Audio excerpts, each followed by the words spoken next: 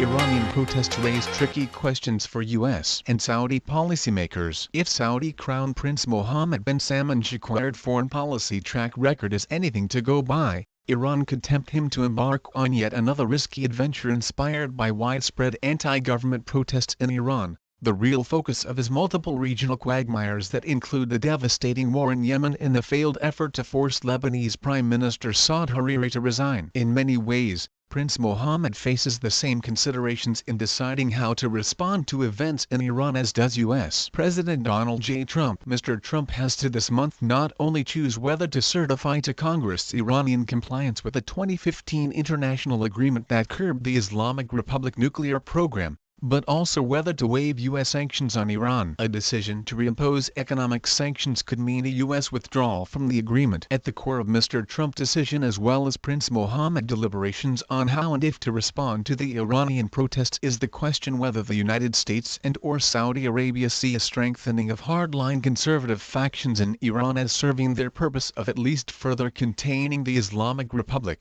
and possibly engineering a situation that would be conducive to regime change. The most likely scenario is that the evidence of popular dissatisfaction and the inevitable repression will harden the Trump administration position on sustaining the deal and provide additional incentives for ratcheting up new economic pressure on the government. They also may see some possibility of flipping the Europeans if the crackdown is fierce and well documented, said Brookings Fellow and former State Department policy planning Iran expert Suzanne Maloney. Europe has urged Mr. Trump not to nix the nuclear agreement. Iranian President Hassan Rouhani, in contrast to hardliners, has sought to reach out to the protesters by recognizing their right to criticize while denouncing violence and promising to address their economic grievances. Mr. Rouhani may be able to tackle some issues like the fraudulent financial institutions that have deprived many of their savings, but will struggle to fix the country's structural economic issues, including the power of hardline institutions such as the Revolutionary Guards Corps. He may also be able to institutionalize and anchor in law the right to protest with the backing of hardliners. Moreover,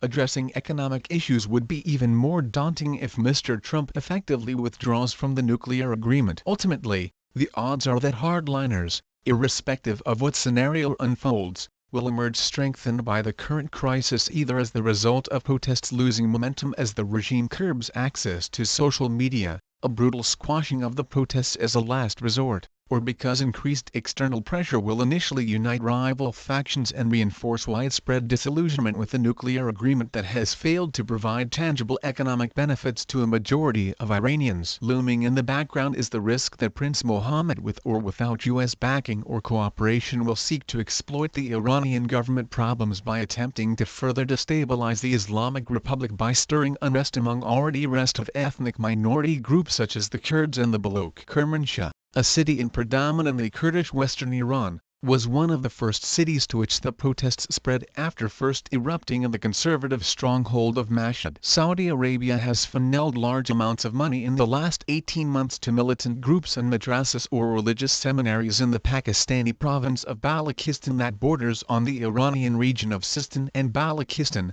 both populated by restive Baloch populations. A Riyadh-based think tank believed to be supported by Prince Mohammed last year published a blueprint for stirring unrest among the Iranian Baloch. Mr. Trump and the U.S. State Department have in recent days expressed support for the protesters, urged the international community to chirp in, and said they back those in Iran that are seeking a peaceful transition of government. Various U.S. analysts have argued that Mr. Trump's anti-Iranian track record, including his attempted bans on granting visas to Iranians, curtails the impact of his support for the protesters and may even strengthen the hardliners by allowing them to point fingers at alleged foreign instigation. While weighing on Trump, the impact of his tweets has been marginal at best. They each triggered a slew of angry comments, packed with ridicule. Across classes, factions and generations in Iran, there is a shared contempt for POTUS whose policies look erratic and hypocritical, tweeted Bloomberg News Iran correspondent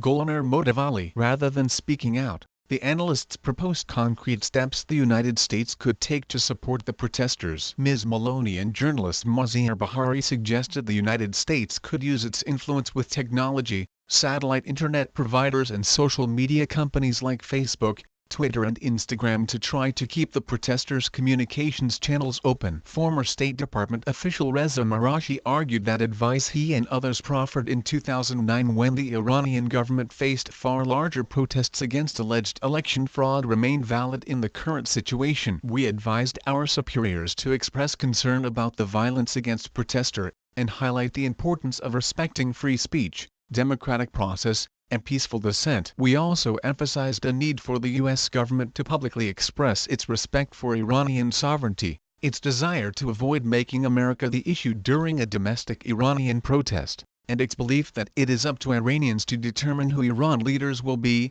Mr. Marashi recalled. Much of that advice has been ignored by the Trump administration. In doing so, the administration has not only allowed Mr. Rouhani and the hardliners to point to a scapegoat, it has seemingly gone out of its way to raise Iranian fears that U.S. policy, with the Saudis in tow, is focused on regime change. Washington would be wise to acknowledge the limits of its power inside Iran. Policymakers and pundits cannot change this simple truth: the problems are Iranian, the protesters are Iranian, and the solution will be Iranian, Mr. Marashi noted.